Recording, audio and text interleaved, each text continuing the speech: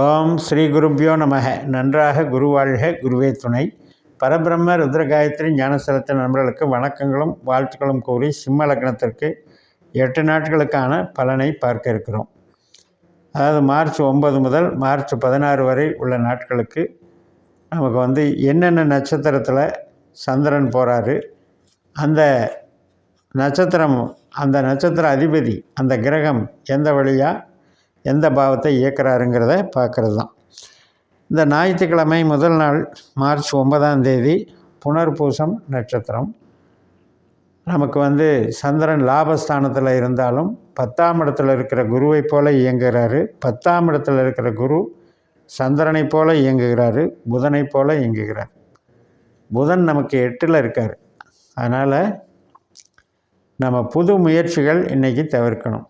இப்போ உற்பத்தி சார்ந்த தொழில்கள் அல்லது நம்ம ஒரு அரசு அதிகாரியாக இருக்கோம், ஒரு வேலை பார்க்குறோம் அப்படின்னா நல்லா இன்வால்வ் ஆகி வேலை பார்த்தும் கூட திடீர்னு கடைசி நேரத்தில் நமக்கு ஒரு அங்கீகாரம் மறுக்கப்படுறதோ அல்லது நமக்கு ஒரு அவமானப்படுற மாதிரியான ஒரு சூழ்நிலைகளை உண்டாக்குறதோ இந்த புதனால் நடக்கும். 8ஆம் இடத்துல ஒரு கிரகம் இருந்து அந்த கிரகத்தினுடைய உபநட்சத்திரத்தில் நடக்கக்கூடிய கிரகத்தினுடைய காலமானது நமக்கு மைனஸாக இருக்கும். அதனால் இன்றைக்கி அசால்ட்டாக இருக்காமல் நம்ம கடமைகளை பொறுப்பாக செஞ்சுக்கிட்டே இருப்போம். பெருசாக பெருமைகளை எதிர்பார்க்காமல் நம்ம போயிட்டே இருந்தாலே போதும். உழைப்பு கொஞ்சம் கடுமையாக இருந்தாலும் நமக்கு பாதிப்பு இருக்காது. அதே நேரத்தில் உறவுகள் சார்ந்த வகையிலையும் அதை இதையும் விமர்சனம் பண்ணி பேச்சினால் சங்கடம் பண்ணிக்காமல் தவிர்த்துக்கிறது நல்லது. மார்ச் 10ஆம் தேதி திங்கட்கிழமை பூச நட்சத்திரம்.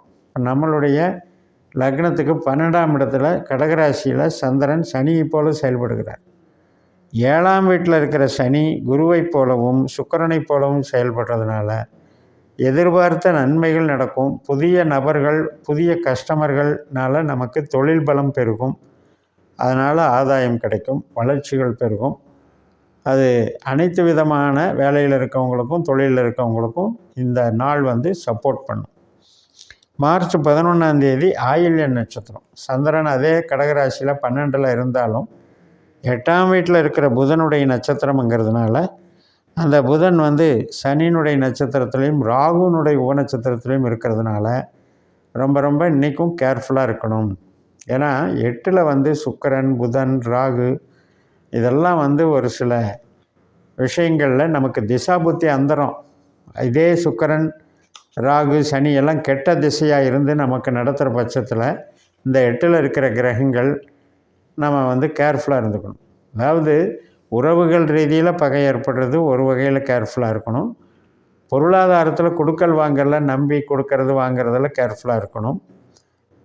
வாகனம் சம்மந்தப்பட்டது, எந்திரங்கள் சம்மந்தப்பட்டதில் நம்ம வேலை பார்க்குறதுலையும் கேர்ஃபுல்லாக இருக்கணும்.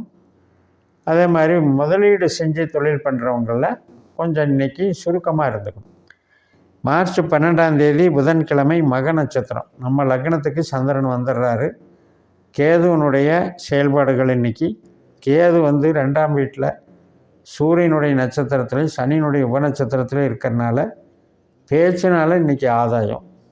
குடும்பத்துக்கு ஒரு குதூகலம் இருக்கும். புது நபர்கள் யாராவது வந்துட்டு போகிறது, பார்ட்னர் சம்மந்தப்பட்ட நிகழ்வுகள், கணவன் மனைவி உறவு சார்ந்த ஒரு நன்மையான நிகழ்வுகள் இதெல்லாம் நடைபெறும். புதுசாக வரன் பார்க்கறது, சுப நிகழ்ச்சிகள், அதுக்கும் இந்த நாளை பயன்படுத்தலாம். மறுநாள் மார்ச் 13ஆம் தேதி பூரம் நட்சத்திரம். சுக்கிரனுடைய நட்சத்திரம். இப்போ சுக்கிரன் 8ல் இருக்கார். சனியினுடைய நட்சத்திரத்துலேயும் ராகுனுடைய உபநட்சத்திரத்துலேயும் இருக்கார். ராகுவும் 8ல் தான் இருக்கார். ஆனால் அந்த சனி மட்டும் 7ல் இருக்கார். அதனால் இன்றைக்கும் பொறுப்பாக நடந்துக்கணும். பெருசாக பாதிக்காது. இருந்தாலும் நமக்கு கடின உழைப்பாக இருக்கும். ஒரு விஷயத்தை ஒரு வேலை ஆகிறதுக்கு ஒரு தடவை 2 தடவை அட்டன் பண்ண வேண்டியிருக்கும். அதனால் கொஞ்சம் டயர்டாகும். பட் இருந்தாலும் இன்றைக்கி நமக்கு சனி காப்பாற்றுறார். 7ல் இருக்கிற சனி நமக்கு நன்மை செய்கிறார். வரக்கூடிய கஷ்டங்களையும் நஷ்டங்களையும் ஒரு திடீர் பிரச்சனைகளையும் தீர்த்து வைக்கிறார். மார்ச் 14ஆம் தேதி உத்திர நட்சத்திரம். ஒரு பாதம் சிம்மராசியில் இருக்குது, 3 பாதம் கன்னி ராசியில் இருக்குது. சூரியனுடைய நட்சத்திரம். சூரியன் குருவைப் போலவும் சந்திரனைப் போலவும் செயல்படுகிறது. நண்பகல் 11:23க்கு தான் கன்னி ராசியில் வர்றாரு சந்திரன். இந்த குருவை போல் செயல்படுகிறதுங்கும்போது நமக்கு ஓரளவுக்கு நமக்கு 10ஆம் இடம் தொழில் பலத்தை அதிகரிக்கிறது. அந்தஸ்து, கௌரவம், பதவி, ப்ரமோஷன், வளர்ச்சி இதுக்கெல்லாம் லாபத்தை கொடுக்கறது.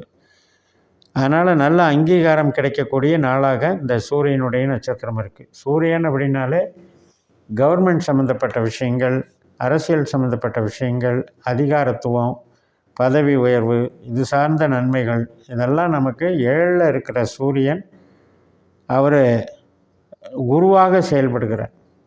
சனியோடு சேர்ந்து செயல்படுகிறார். குரு அந்தஸ்தை கொடுக்குறார். 10ஆம் வீட்டில் பவரை டெவலப் பண்ணுறார். அதனால் நன்மைகள் தரும். மார்ச் 15ஆம் தேதி இந்த உத்திர நட்சத்திரம் காலையில் 8:53 வரைக்கும் இருக்குது, சனிக்கிழமை. அதுக்கப்புறம் அஸ்த நட்சத்திரம் ஆரம்பிக்குது. 2ஆம் வீட்டில் சந்திரனாகவே செயல்படுறாரு. 10ஆம் வீட்டில் குருவும் சந்திரனாக செயல்படுகிறாரு. இது பணப்புழக்கம், தொழில் பலம் மற்றும் நம்ம ஒரு டிமாண்டு, நமக்கு நிறைய ஆர்டர் தொழில் நடத்துறதுக்கு உண்டான வாய்ப்புகளை உருவாக்குறதுல இன்றைய நாள் சிறப்பாக இருக்கும். அனைத்து விதமான உற்பத்தி சார்ந்த தொழில், மெயினாக டெக்ஸ்டைல்ஸு, உணவு தொழில் சம்மந்தப்பட்டது மற்றும் துறைமுகம் எக்ஸ்போர்ட் பண்ணுறது, நீர் சார்ந்த பால் வியாபாரம், விவசாயம், பண்ணைகள், காய்கறிகள், இது சம்மந்தப்பட்டதுலேயும் அனைத்து விதமான தொழில், இப்போ பேங்கிங்காக இருக்கட்டும், ஃபைனான்சிங்காக இருக்கட்டும், உற்பத்தி சார்ந்த அனைத்து விதமான தொழிலும் ட்ரேடிங் பண்ணுறவங்களும் நல்லாயிருக்கும். மறுநாள் மார்ச் 16ஆம் தேதி ஞாயிற்றுக்கிழமை நண்பகல் 11:44 வரைக்கும் இந்த அஸ்த நட்சத்திரம். அதுக்கப்புறம் சித்திரை நட்சத்திரம். கன்னி ராசியில் 2 பாதம், துலா ராசியில் 2 பாதம். இப்போ இந்த துலா ராசிக்கு நைட்டு தான் போகும். அதனால் இந்த பகலில் கன்னி ராசியிலிருந்து செவ்வாயை போல் செயல்படுகிறதுனால செவ்வாய் லாபஸ்தானத்தில் குருவனுடைய நட்சத்திரத்தில் உட்காந்து, குருவும் 10ஆம் இடத்துல இருந்தாலும் கூட உபநட்சத்திரம் புதன் நமக்கு 8ல் இருக்கிறதுனால தொழிலுக்கு பாதிப்பு இல்லை. ஹெல்த்து பார்த்துக்கணும். செவ்வாய்ங்கிறது உஷ்ண சம்மந்தப்பட்ட உபாதைகள், சின்ன சின்ன காயம் படுறது, இது மாதிரி ஒரு விஷயங்களில் பார்த்துக்கணும். 10ஆம் வீட்டுக்கு சாதகம் நன்றாக இருக்கிறது. 10ஆம் வீடுங்கிறது கௌரவம், ஒரு பதவி உயர்வு, வளர்ச்சி, இதுக்கெல்லாம் சாதகமாக இருக்குது. ஆனால் 8ல் இருக்கிற ஒரு கிரகம், அது ராகு ஆகட்டும், சுக்கிரன் ஆகட்டும், புதன் ஆகட்டும், நமக்கு தேவையில்லாமல் ஒரு ஸ்ட்ரெஸ்ஸை கொடுக்குது, கவலையை கொடுக்குது. அதனால் இந்த நட்சத்திர தொடர்புகள் நம்ம ஜாதகத்துக்கு எப்படின்னு பார்த்துக்கணும். நீங்கள் பிறந்த ஜாதகத்தில் உபநட்சத்திரம் அப்படின்றது நம்ம கண்டுபிடிக்கணும். அதில் இந்த 3 கிரகங்களும் 8ஆம் பாவ 12ஆம் பாவ உபநட்சத்திரமாக வந்திருந்தால், இந்த கிரகங்கள் தொடர்புடைய மற்ற நட்சத்திரம் நடக்கும்போதும் நமக்கு சிரமம் இருக்கும். இந்த கிரக நட்சத்திரம் செயல்படும் போதும் கிரகம் இருக்கும். இப்போ சுக்கிரன்னா நமக்கு பூரம், பூராடம், இந்த மாதிரி. பூராடம் வராது நமக்கு, இப்போ பூரம்தான் வருது. அதே மாதிரி ராகுங்கிறதும் நமக்கு வராது. ஏன்னா இந்த வாரம் புனர்பூசத்தில் தான் ஆரம்பிக்குது. புதன் வருது, ஆயில்ய நட்சத்திரம். ஸோ இந்த மாதிரி இந்த நட்சத்திர அதிபதிகள் நமக்கு கெடுதலாக இருக்கான்னு நம்ம ஜாதகத்தில் பார்த்துக்கிட்டு பலன் பார்த்துக்கோங்க. இதோடு இந்த பதிவை நிறைவு செய்கிறேன். இந்த சேனலை சப்ஸ்கிரைப் பண்ணி ஷேர் பண்ணுங்கள். உங்கள் தனிப்பட்ட ஜாதக பலாபலன்களை என்னுடைய வாட்ஸ்அப் நம்பரில் தொடர்பு கொண்டு பலன் பெறுங்கள். உங்களிடமிருந்து விடைபெறுகிறேன். உங்கள் JMS. நன்றி, வணக்கம்.